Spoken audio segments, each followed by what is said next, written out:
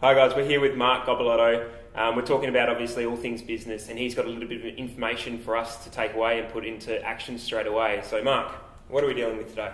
So we're going to be talking about, salespeople, okay? And, I work with a lot of organisations, and I find that there are a lot of ineffective salespeople. And I was talking to a client today, and I hadn't spoken to him for a while, and I said to him, how's your sales guy going? And he said, he's not travelling too well.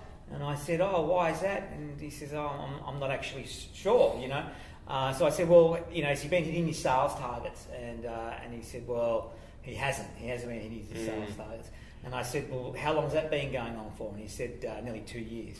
Wow. So we've got an organisation that has a salesperson that's not hitting their sales targets. So this is quite common in businesses, because the bigger the organisation, the more salespeople can hide in these organisations. And on the flip side, if it's a smaller organisation, then we find that the business owner has spent so much time and money on this person, and then they're too scared to let them go. Yeah, hanging on to them just for keepsake. Yeah. Sure. So, big problem. Obviously, everybody can relate to that. Tell us a little bit more about how we solve this. Yeah. So the first thing we've got to be very conscious and cautious is that, number one, as a business owner or a sales manager, one of the key fundamentals or principles in sales management is recruiting. And a lot of people don't recruit, even when they're not looking. And, the best thing to do is always be looking for somebody. So if you've got underperforming salespeople, number one, that they know that you're looking, right? Yeah. Number two is analysing your people, okay? Analyse them using psychometrics, different behaviour profiles, quiet attributes profiles, and really understanding, is the person hardwired in a way that they suit the job role?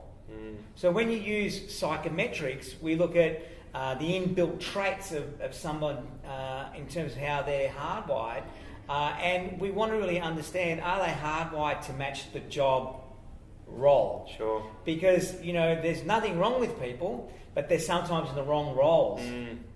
Sure. So you're obviously looking, keeping an eagle eye out for them, and then analysing for the right things that their hardwiring is aligned to what your company wants or needs for the growth of it. Yeah, correct. Great. Yeah. Mark, there's a lot there. How do we begin with this? Where do we start? Well, you've got to, find a good psychometric assessment. There are many different ones out there in the market. Do you have one you use yourself? Yes, we use the Caliper Psychometrics, okay. And it's a great product, and it gets fantastic results because it really hones in on people, and you get a good understanding of how they're hardwired, and more importantly, are they a job match for the actual role? Is there any magic formula for success in this? Yeah, look, I use a formula which is called IT plus AA plus PD plus PK. Wait, I need to write that one down. Okay. Times A equals ISS. Wow. Okay. And I'll go through that, but ultimately the ISS is individual sales success. So when you know how somebody, their inbuilt traits, and their acquired attributes, and you understand that they're really good with their product knowledge, and you give them continuous professional development through coaching, training, online programs, and they have the right attitude, which is the A, then you're guaranteed to have a higher success rate with that individual.